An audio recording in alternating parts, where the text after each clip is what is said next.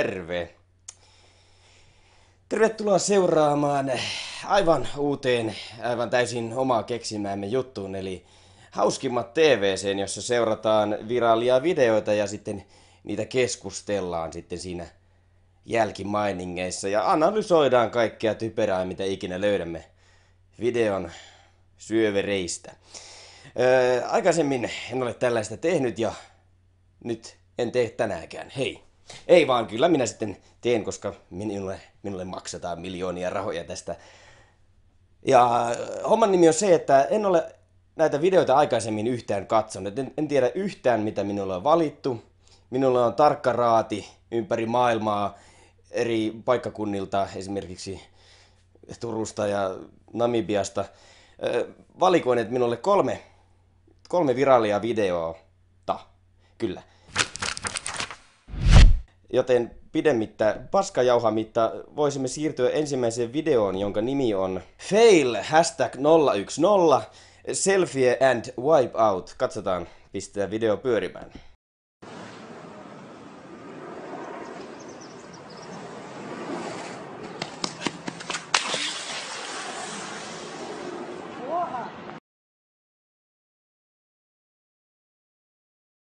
Joo, eli tässä on joku räkänokka etualalla ja löytänyt jostain kirpputorilta jonkin erittäin hienon kypärän ja ajatellut, että se on sitten kovin siisti juttu pitää kypärää, kun seisoskelee. Itse en normaalisti, kun kävelen, en pidä kypärää päässä. Harvoin pidän, joskus pidän, mutta silloin olen humalassa. Terveisiä äitille. Sitten taka-alaa sieltä juoksee jokin, ei se juokse.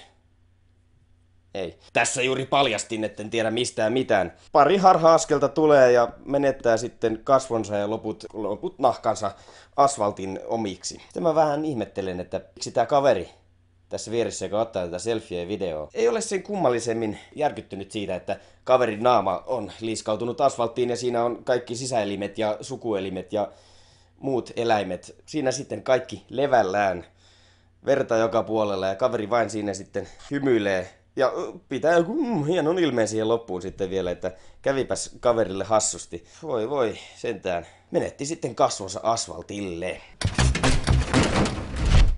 Seuraavan videon nimi on Foreplay or Dance Floor. Pistää pyörimään.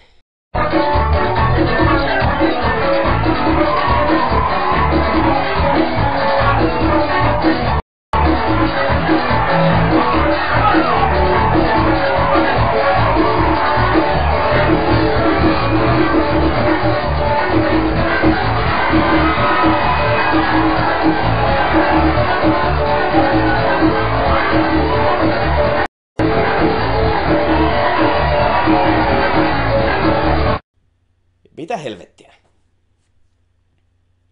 Ensimmäiseksi haluan ottaa kantaa siihen, että toivottavasti tämä video on 80-luvulta, että toivottavasti ihmiset eivät enää pidä noin rumia vaatteita, varsinkaan noissa väreissä.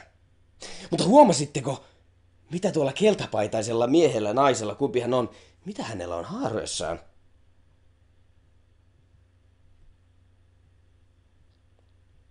Itse asiassa olen hieman näreissäni tästä videosta, koska tuohon tanssiliikehän on kopioitu täysin minulta. Siis tuo minunhan keksimä tuo tanssiliike on, että minua on kuvanneet, kun minä käyn tanssimassa, joten varsinkin tuo kunnon runttasu, niin se on aina se, mitä minä olen aina hakenut naiselta.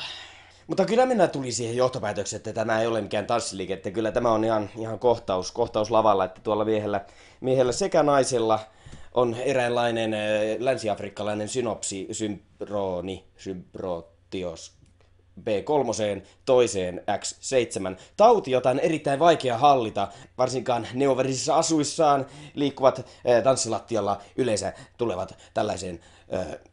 Ja tämä tarina on aivan tosi, koska minä tunnen monta lääkäriä ja tohtoria. Eikä siinä vielä kaikki, sillä tällä miehellä taitaa olla myös tällainen, kyllä, tämä on itse asiassa kuvattu Raumalla. Eli siirrytään sitten viimeiseen ja ehkä paskin parhaimpaan videoon. Eli aivastava kana. Minä olen sen verran joskus maalla käynyt, että olen kyllä nähnyt kanoja, mutta en kyllä aivastavia kanoja. Mutta katsotaan.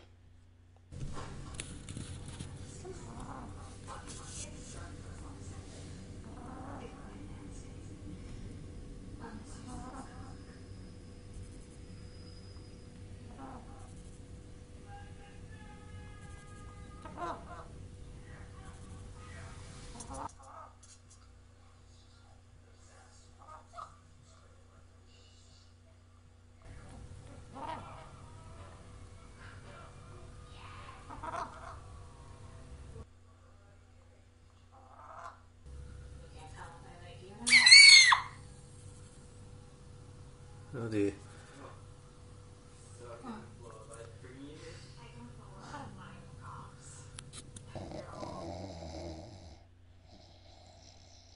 Eli tässä on noin 37 minuuttia alussa tyhjää tilaa, jossa typerä kana vain seisoskelee tuossa eikä tee yhtään mitään.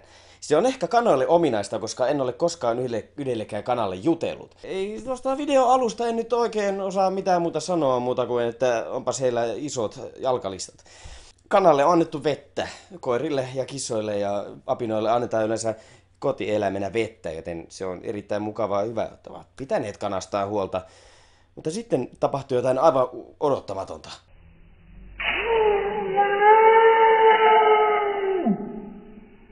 Kana aivastaa, herra jestä setä. Kyllä nyt ovat saaneet videolle jotain ainutlaatuista. Tästä puheen ollen kanan aivastus kuulostaa aivan siltä nukelta, mikä on varmaan jossain laskelmissaan luokiteltu maailman ärsyttävämmiksi ääneksi ja nukeksi ääneksi se.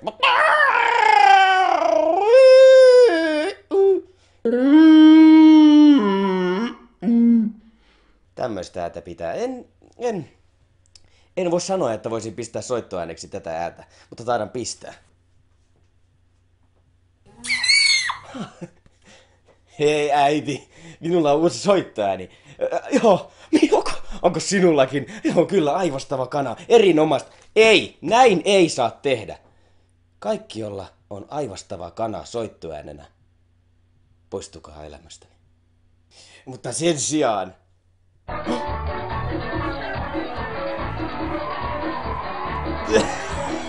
Onpas hyvä biisi. Tämä on Kohtaustanssilattialla niminen biisi. Kukahan siellä mahtaa soittaa? Ei kiinnosta. Mutta kyllä tästä nyt tulee ainakin minun mielestäni täysin aivan uusi juttu. Mutta voisimme ehkä tehdä enemmänkin. Toivottavasti teillä oli hauska, niin mitä minulla ei ollut. Hyvästi.